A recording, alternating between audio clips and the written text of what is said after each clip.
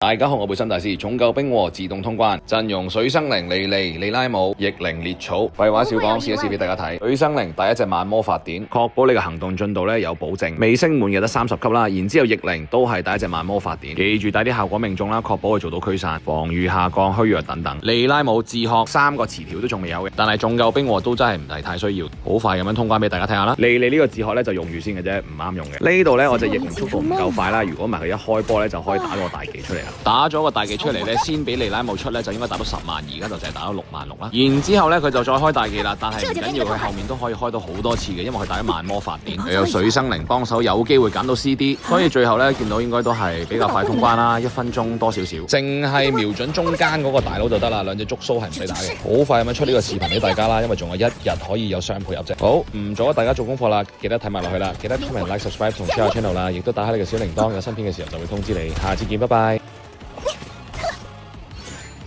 用心听，这是送给你们的。啊！哎，